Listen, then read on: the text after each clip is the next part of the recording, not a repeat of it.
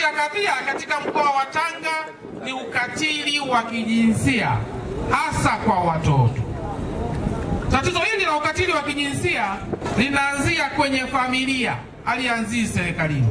Kwa hiyo kila mmoja katika familia tuweke mikakati ya kupambana na tatizo hili, na yule ambaye anafanya ukatili wa kijinsia tusimlee, tusimfuge, tusimuhifadhi, tumpeleke katika vyombo vya sheria akapate anachostahili.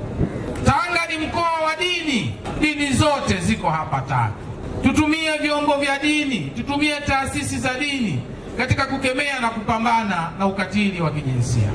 Watumishi wa serikali, msivute miguu, msipate kigugumizi katika kupambana na kadhia hii.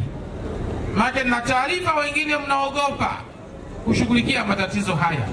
Usiogope, ndio dhamana uliopewa. Unalipwa mshahara kwa sababu hiyo.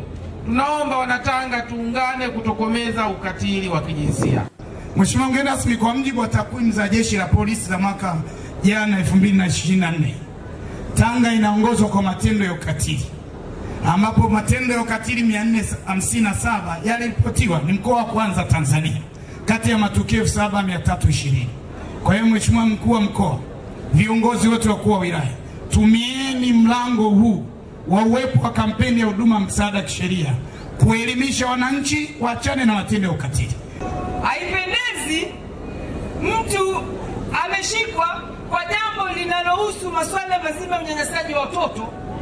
Shughuli zinaendelea polisi, mtu amenifuata ofisini kuniomba kwamba mtu apewe dhamana. Kwa kweli naombeni sana. Haya mambo ya muhali, tukioneana muhali, unamjua mkuu wa mkoa, unamjua RPC, utaenda ukasaidia, kwa kweli ili jambo litatufikisha pabaya. Mimi mtu akishaniambia, nikishajua jambo linahusiana na masuala ya ulawiti, ubakaji, unyanyasaji, asinipigie wala asinifuate. Na ukishanieleza hilo jambo na kubloku, na hata yale mawasiliano tulikuwa tunaheshimiana yanaisha.